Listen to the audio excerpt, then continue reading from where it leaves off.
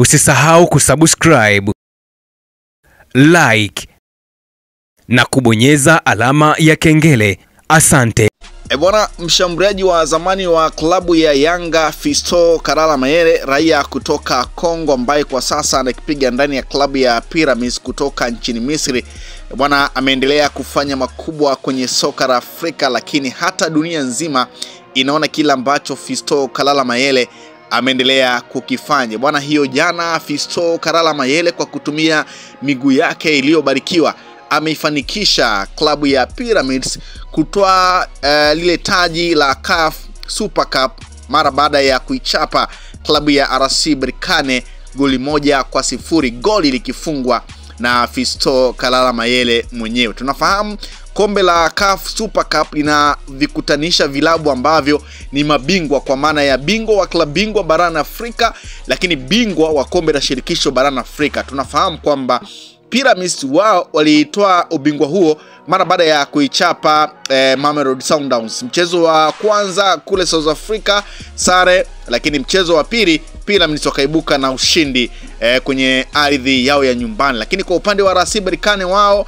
walitoa kombe hilo dhidi ya Simba Sports Club, ambapo mchezo wa kwanza Simba walikubali kichapo cha goli 2-0 kule Morocco, lakini mchezo wa pili Simba wakakubali sare ya goli 1-1 na RC Berkane wakalitoa kombe la shirikisho barani Afrika. Sasa bingwa wa kombe la shirikisho barani Afrika na bingwa wa kombe la klabu bingwa barani Afrika wanakutana, na ndivyo ambavyo imekuwa klabu ya Pyramids ikiibuka na ushindi wa goli 1-0.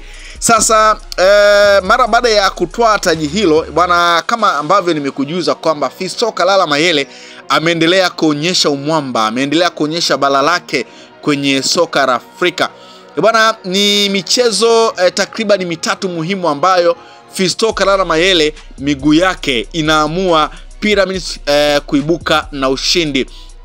Kwenye kombe la mabala la FIFA 2025 bana, klabu ya Pyramids iliwaondosha Al Ahly kutoka Saudi Arabia kwa kuichapa magoli 3-1. Al Ahly ambayo ilikuwa imesheheni nyota wakubwa ambao wamecheza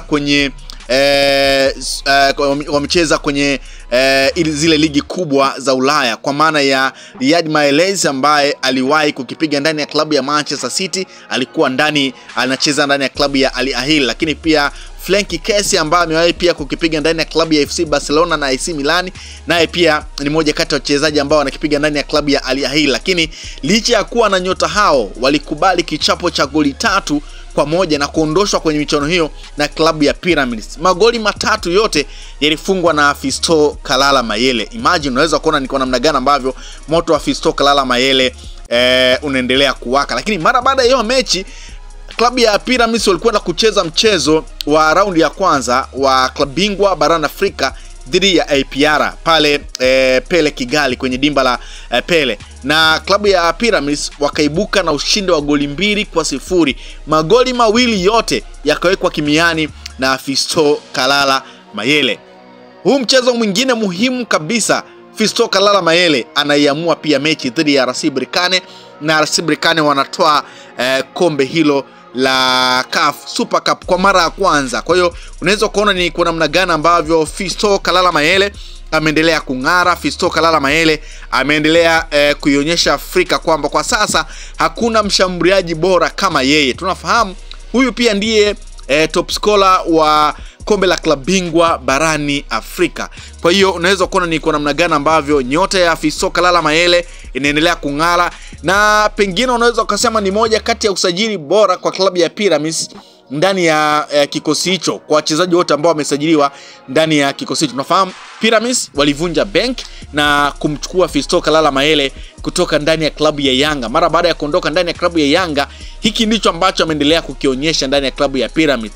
Hata wakati ule alipokuwa ndani ya klabu ya Yanga, tunafahamu kila ambacho amekiacha kwenye ligi ya Tanzania. Moja kati ya washambuliaji ambao waliwatesa sana mabeki kwenye ligi ya Tanzania. Kwa hiyo unaweza kuona ni kwa namna gani ambavyo Fiston Kalala Mayele anaendelea kuweka rekodi, anaendelea kutengeneza ufalme wake kwenye soka la Afrika. Bwana, klabu ya Pyramids kama ambavyo nimekujuza hiyo jana, wameibuka na ushindi huo wa goli moja na kutoa taji hilo, Fiston Kalala Mayele akifunga dakika ya 75 ya mchezo huo.